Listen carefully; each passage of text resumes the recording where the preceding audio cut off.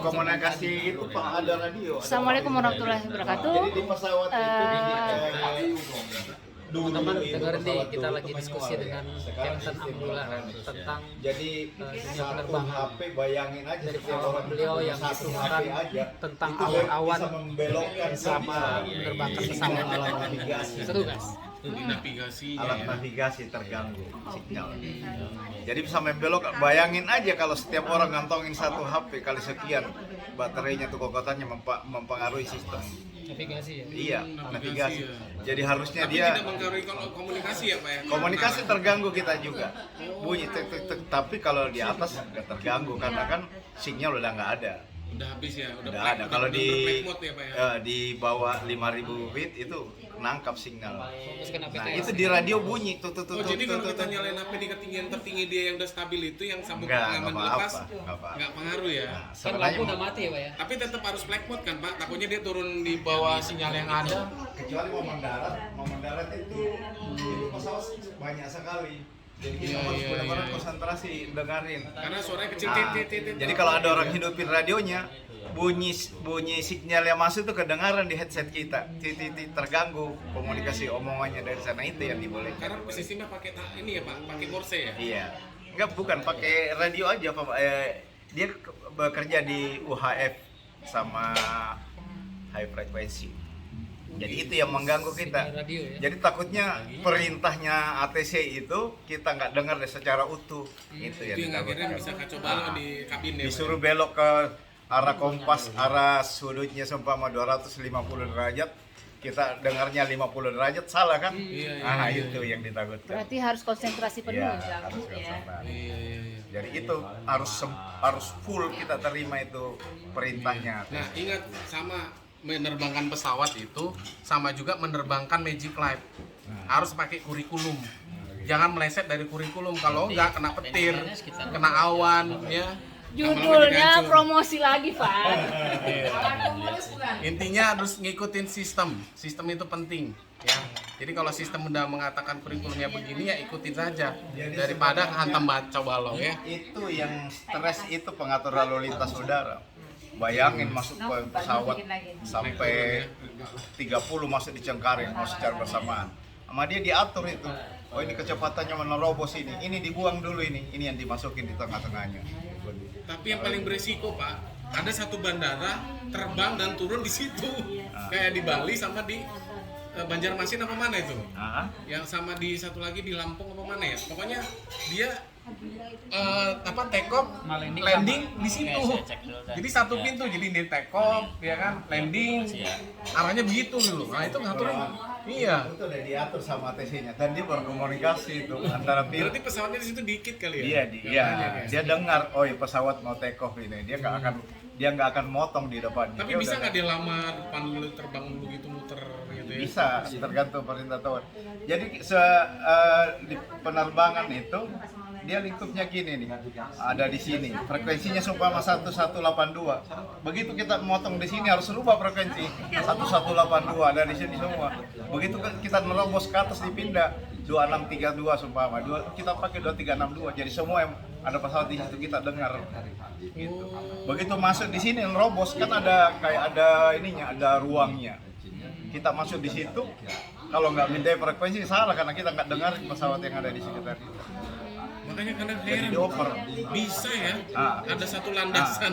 jadi dari mulai di darat itu ada ini, ya udah taksi arahnya ke timur nanti keluar. Begitu taksi dioper lagi, tower namanya. Udah kamu taksi lewat A, runway 26 masuk. Nah, begitu lepas landas ini dioper lagi.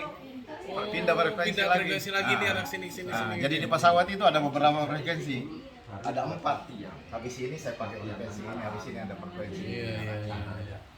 Terus belum ngasih tahu penumpang, announce penumpang kan. Makanya suka kadang-kadang pilot itu lupa switchnya dipindahin arah ke tower, tatonya ke penumpang, kedengaran penumpang kan. Salah, dia belum di switch.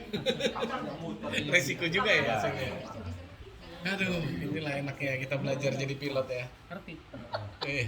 Aku kan manajemen transportasi udara. Wis, Masih dikit-dikit ngerti. Ternyata. Ada di CRS ya Pak ya. Ya. Instrument light system. ALS, instrument landing system, kita nggak lihat runway. Jadi kita pandu masuk frekuensinya. Di pesawat itu gini nih gambarnya. Gini nih. Gimana? Gini nih. Ini kalau landasannya di bawah, di atas sini pesawat kita di atas, makanya harus nurunin pesawat gini. Kiri kanannya. Jadi gini nih terus. Ini nih terus ya.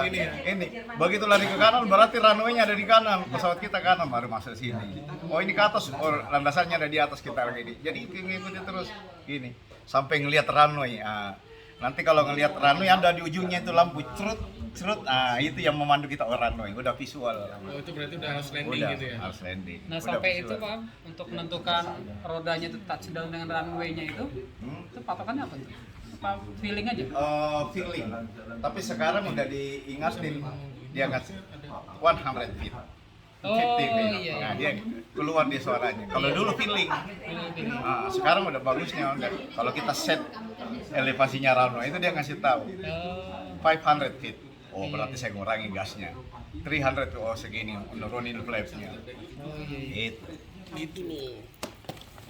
Teman-teman, hari ini kita mendengar apa ya, Pak? Jadi Pengalaman dari Kapten Bapak Amrullah, ya. Nah, tapi teman-teman boleh lihat itu ada kotak orange dan hijau yang selalu menemani Pak Kapten dimanapun berada untuk menjaga stamina ya Pak. Jadi di pesawat itu, pesawat besar itu harus rapat semua kulitnya. Sebenarnya itu dipompa dipompa oksigen kan. Jadi kita terbang di 30.000 kaki, di dalamnya itu 10.000 kaki. Karena di atas 10.000 kaki udah nggak ada oksigen, jadi dibuat seolah-olah di atas 10.000 kaki. Makanya sebenarnya kalau pesawat itu bukunya kayak roti ngembang sini. Makanya kalau ada bocor orang pasti kesedot keluar. Iya keluar. Karena tekanan di dalam lebih tinggi, di luar lebih ini. Nah makanya kalau sistem pompa itu mati, itu oksigen turun. Kita harus segera turun 10.000, mati semua kalau nggak turun. Oh, kalau kita pakai ini Iya, ya. karena orang nggak di atas 10.000 udah nggak ada oksigen. Padahal terbang 30.000 kan, 35.000 Iya, soalnya kaki. betul. Sekarang kan kapten ngomong. Iya. Kita sekarang berada di ketinggian 30.000 kaki. Makanya kalau di puntu darurat itu ada yang buka pada terbang, udah pasti kesedot orang sederet itu. Iya, Berarti yang di film-film itu nggak bohong ya? Nggak Ya, bohong. Pak, Sama, kalau persis. mamanya buka itu langsung tarik gitu. Tarik. kemarin kan ada kejadian ya Pak Amir. Kalau nggak salah lurah apa siapa itu dia buka pintu darurat kan, sampai dimarahin kan itu. Iya, bahaya kesedot karena mati semua orang. Jadi dia hitung oksigen. Oksigen ini berapa penumpang saya? Sumpah 100. 100 ini harus dibagi sekian penumpang, dia bisa bertahan. Pilotnya harus 100% karena dia kan berjuang untuk turun di bawahnya 10.000. Harus turun di bawahnya 10.000. Kalau enggak, kehabisan oksigen semua. Hipoksi orang. Iya. Yang di dalam pesawat itu juga berfungsi untuk menampung udara itu tadi. Iya. Jadi sebenarnya tuh perutnya pesawat itu badannya pesawat ini keluar tekan. Jadi, nah makanya kalau itu meledak bisa kupingnya Jelnar. Tapi kenapa ya Pak? Seperti yang pernah kita bahas waktu itu. Kenapa kita di dalam pesawat kuping kayak Pengong. dan kita harus ngunyah gitu ya? Iya, makanya Permen dikasih permen. apa? Di sini ada namanya vestibular. Kalau kita dibawa ke atas itu enak karena di dalam tekanannya 1 atmosfer, di atas kurang. Jadi kita tinggal nguap keluar udah sama. Iya, biasanya nggak muat. Tapi kalau kita turun, Harus nguap ya? turun itu di dalamnya kurang satu atmosfer, ketekan di kuping, ketekan ke dalam, jadi kedorong semuanya. Makanya kalau mau menghilang itu tinggal gini. Yang mana kalau di sini nutup, ini ya di atas tiup pasti plung gitu kan keluar.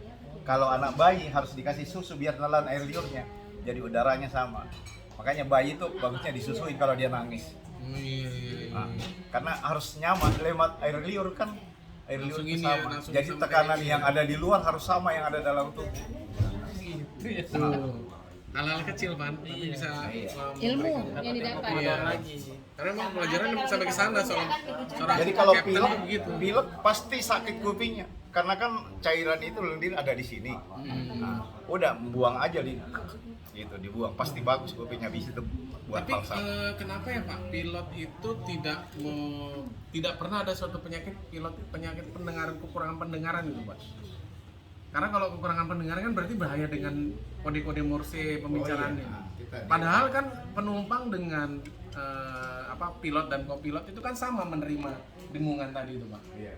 Kenapa lebih sakitan kepada penumpang atau karena memang udah diajarin Pak pilot untuk karena kan dia baca-baca dengerin segala macam kan? Kebiasaan. Jadi kuping itu udah terbiasa. Kita udah kuping itu udah terbiasa. Jadi tubuh itu menyesuaikan. Sama saya terbang di Papua. Papua itu loncat 15.000 kaki. Saya nggak pakai pressurized. Kali ini pressurized. Karena pesawatnya kan bolong bawa kargo. Jadi harus pakai oksigen.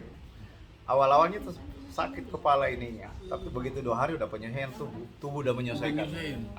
Tubuh kita akan menyesuaikan. Tapi maksud saya gini Pak, kenapa penerbang itu jarang punya penyakit maaf nih ya, budak gitu loh. Kenapa kayak gitu nggak terjadi Pak? Padahal misalnya kalau orang bawa alat berat, misalnya dump truck, hydraulic truck gitu kan, yang skala-skala besar itu kan pengalaman saya kan audit orang-orang kendaraan kayak gitu kan, itu rata-rata penyakitnya kalau nggak jantung budak loh Pak.